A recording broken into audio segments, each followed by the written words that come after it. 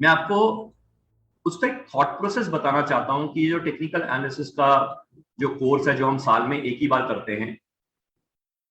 सबसे पहले तो हमें ये समझना है कि ओवरऑल जो लर्निंग अबाउट मार्केट्स है, नॉर्मली लोग मार्केट्स की सीमित अंडरस्टैंडिंग फंडामेंटल एनालिसिस रखते हैं या टेक्निकल एनालिसिस रखते हैं।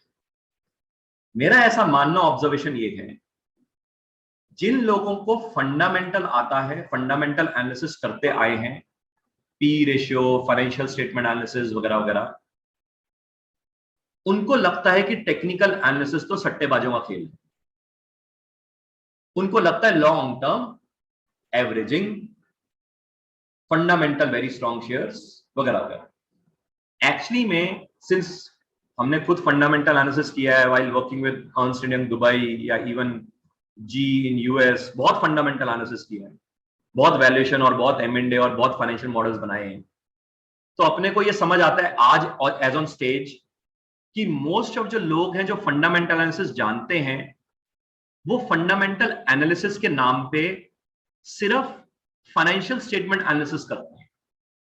टॉप लाइन देख लिया, रेवेन्यू ग्रोथ देख लिया, पी रेशियो देख लिया, उसका पैट देख लिया, इबिटा ग्रोथ देख लिया वगैरह वगैरह, मगर इकोनॉमी पर्सपेक्टिव, इंडस्ट्री पर्सपेक्टिव वगैरह वगैरह वो नहीं देखते हैं। अगर रिसर्च रिपोर्ट पढ़ते होंगे बहुत बढ़िया, मगर उनकी limited understanding of fundamental analysis रहती है एंड उनको लगता है कि ये शेयर बहुत फंडामेंटली वेरी स्ट्रॉन्ग शेयर है वगैरह वगैरह करके।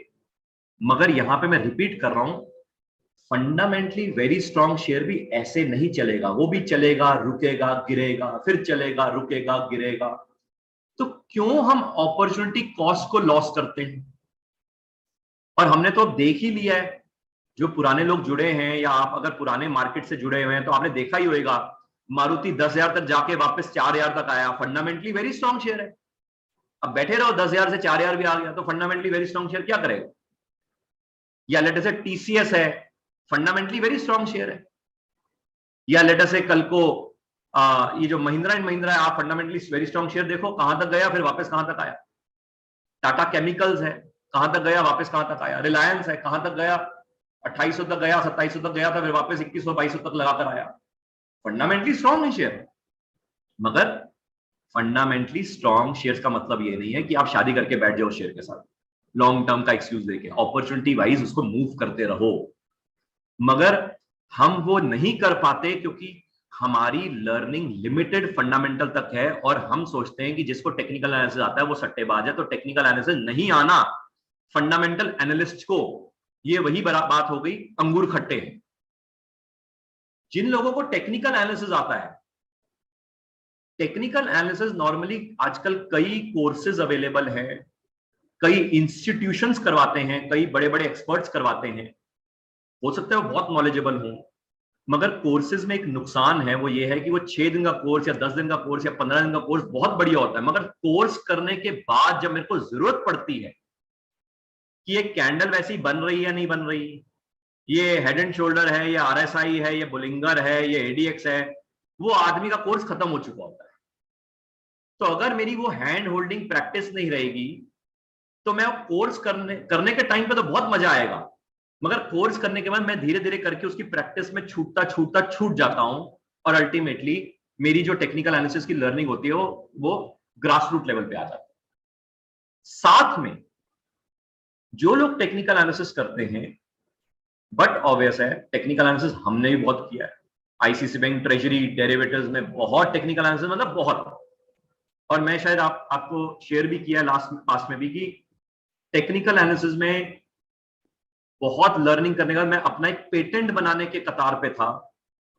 कैंडू नाम की एक चीज बनाई जिसमें बहुत ज्यादा लर्निंग करके बुलिंगर की किताबें, आरएसआई की किताबें, ह्यूटन मॉडल की किताबें, फिबोनाची की किताबें और सारी किताबें चाटने के बाद और उसको पूरा बैक टेस्टिंग करने के बाद और पूरी अपनी टीम से करवाने के बाद, 46 लोगों की टीम थी ट्रेजरी डेरिवेटिव्स में, और वो सारी चीजें करवाने के बाद मैंने अपना एक पेटेंट बनाने की सोचा। और वहीं पे जब पेटेंट बनाने की सोचा तो मेरी मुलाकात और दिग्गज लोगों से हुई, तो तब समझ आया कि अपने को कुछ नहीं आता है टेक्निकल एनालिसिस में। और अगर मैं यूं कहना चाहता हूं, अगर अपने को नहीं आता है ना ट्रेजरी डेरिवेटिव्स में रहने के बाद, तो जो बाकी लोग जो कोर्सेज करके आ रहे हैं, तो यकीन मानिए हम्बल वर्ड्स के नहीं आता है, वो टेक्निकल एनालिसिस नहीं है।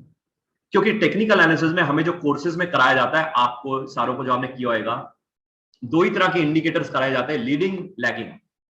लीडिंग इंडिकेटर आपको ट्रेड में पहले डाल देता है ये अज्यूम करके कि ये ट्रेड बनेगा।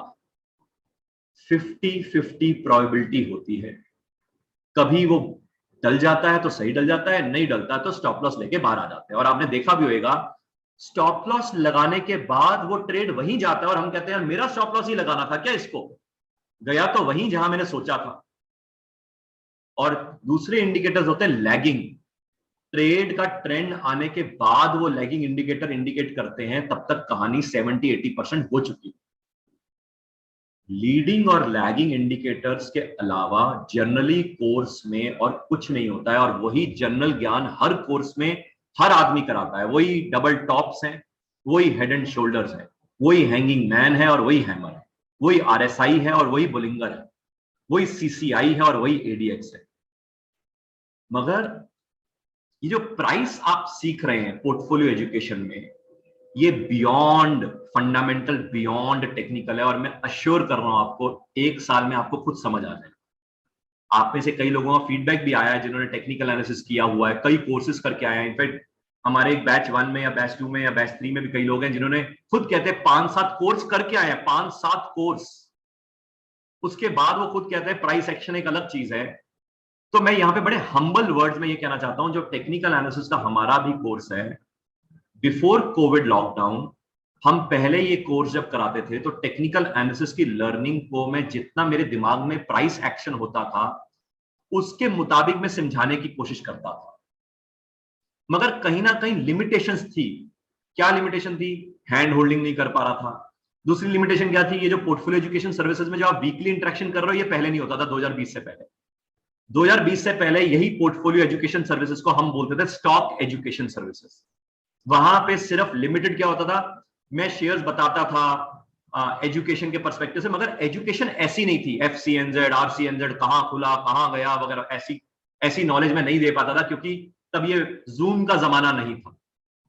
2020 में जहां कोविड क्राइसिस आया, हमारे लिए एक अपॉर्चुनिटी आई, और कई लोग जो सीखना चाहते थे, हमने इसको as a portfolio education services करके, पोर्टफोलियोज डिजाइन करके जो डिफरेंट, और उसको हमने वीकली इंटरेक्शन में प्राइस एक्शन के हिसाब से लिया। और प्राइस एक्शन के हिसाब से इस बार जो हम टेक्निकल एनालिसिस करना चाहते हैं, मैंने पोर्टफोलियो एजुकेशन सर्विसेज का जो लेवल 4 है, वो लेवल 4 हमने टेक्निकल एनालिसिस में मिक्स कर दिया। लेवल 1 पोर्टफोलियो एजुकेशन सर्विसेज में जो सिल्वर आप कर रहे हैं वो लेवल 1 है, जो गोल्ड कर रहे हैं 12 से 15 महीने वो लेवल 2 एंड लेवल 3 है, जो टेक्निकल एनालिसिस है वो लेवल 4 है। यहां पे मैं ये भी एड ऑन करना चाहता हूं कि अगर किसी का लेवल 2 लेवल 3 नहीं हुआ है, तो मैंने कोशिश ये कर रखी है कि वो लेवल 4 वाला भी कोर्स कर सकते हैं, यानी कि उसको नॉन कोरिलेशन के तौर पे रखा हुआ है।